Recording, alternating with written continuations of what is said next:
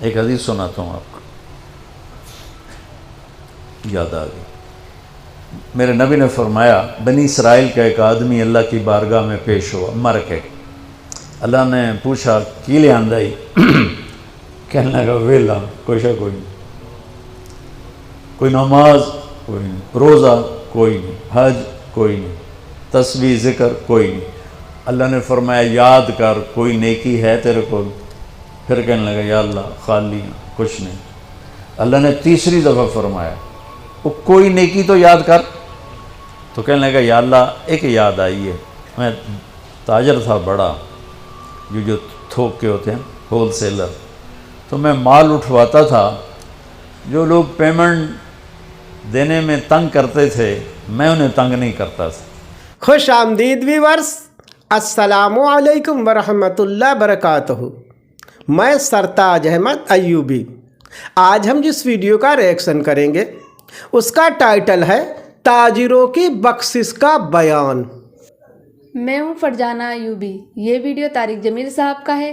آپ کو اس ویڈیو کا لنک ڈسکرپشن باکس میں مل جائے گا۔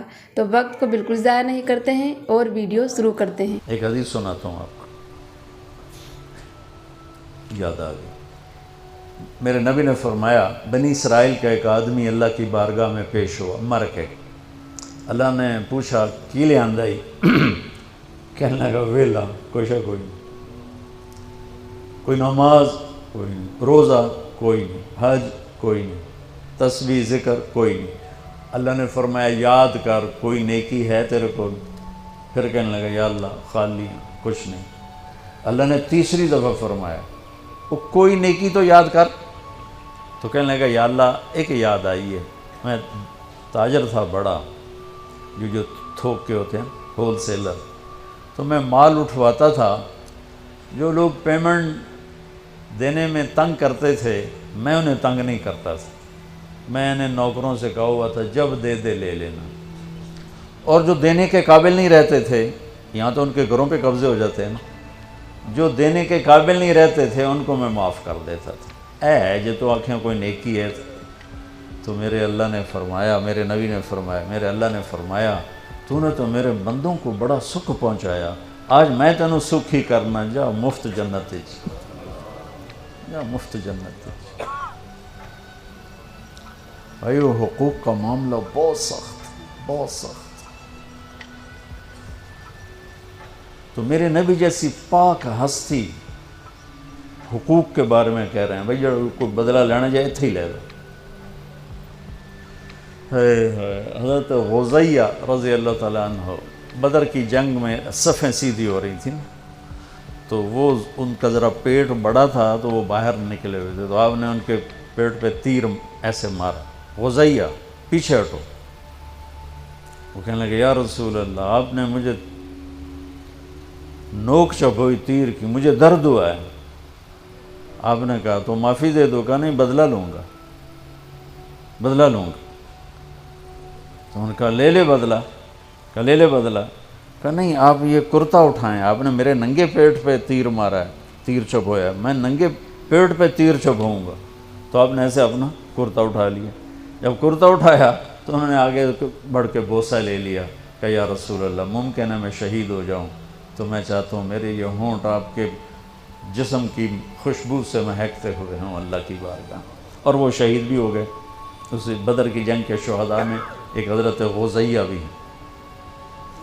تو میرے نبی نے دہرا کے جب اس نے اقرار کر لیا تو آپ نے کہا اب ٹھیک ہے، تو بھائی وہ کاروبار کرو جو مرضی کرو، ادھار دینا میں روک نہیں رہا ہوں، لیکن یہ دیکھ لو کہ عزتیں اگر پائمال کرنے سے بچ سکو پھر دے دو ادھار، اور اگر پگڑیاں اچھالو پھر اللہ کے واسطے چھوٹا کام کر لو، کسی کو بے عزت نہ کرو۔ آپ مقروض کا جنازہ نہیں پڑھاتے تھے، پوچھتے تھے قرضہ ہے کہ جی ہے، کہ تم خود پڑھ لو، قرضہ ہے جی نہیں، پھر آپ آگے پڑھ کے پڑھاتے تھے، کوئی ذمہ داری لیتا تھا پھر آپ پڑھا دیتے تھے۔ مولانا طارق جمیل صاحب نے اپنے اس بیان میں تاجروں کے بارے میں بیان فرمایا ہے، تو میں نے کہا کہ اللہ کے رسول صلی اللہ علیہ وسلم کی اس حدیث کو یاد کیجئے جو آپ نے فرمایا تھا کہ تاجروں اگر تم کسی کو ادھار دو تو اس کو مہلت دو ورنہ ادھار مت دو۔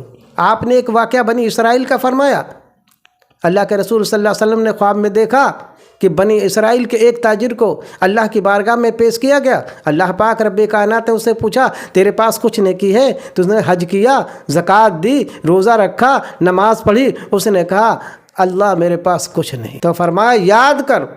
फिर उसने कहा, मेरे पास कुछ नहीं। फिर अल्लाह ने फरमाया, अरे याद कर, तेरे पास कुछ है? कहा, हाँ हाँ एक चीज़ है, मैं बहुत बड़ा ताजर था और अपने नौकरों से कह देता था जो दे दे उसका भी भला, अगर जो ना दे तो उनको माफ़ कर देता था। उन पर ज़ोर ज़बरदस्ती नहीं करता था, उनकी इज़्ज़त नहीं उछालता था।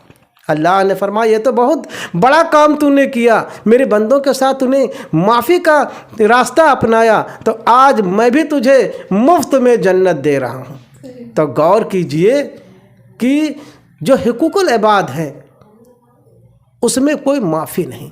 तो हम सबको चाहिए कि हुकूकुल इबाद का बहुत बड़ा ख्याल रखें। अगर हमने किसी का हक़ ले लिया है, किसी का पैसा ले लिया है, किसी की ज़मीन ले ली है, तो वो हम पर जब तक वो माफ़ नहीं करेगा, खुदा भी नहीं माफ़ करेगा। तो हम सबको चाहिए कि अल्लाह के रसूल सल्लल्लाहु अलैहि वसल्लम के बताए हुए रास्ते पर चले, तभी हमको दीन और दुनिया में कामयाबी हासिल होगी। तो आपको इस वीडियो में सबसे अच्छा क्या लगा हमें कमेंट सेक्शन में ज़रूर बताइएगा। वीडियो को लाइक, शेयर एंड चैनल को सब्सक्राइब करें। तब तक के लिए अल्लाह हाफिज़।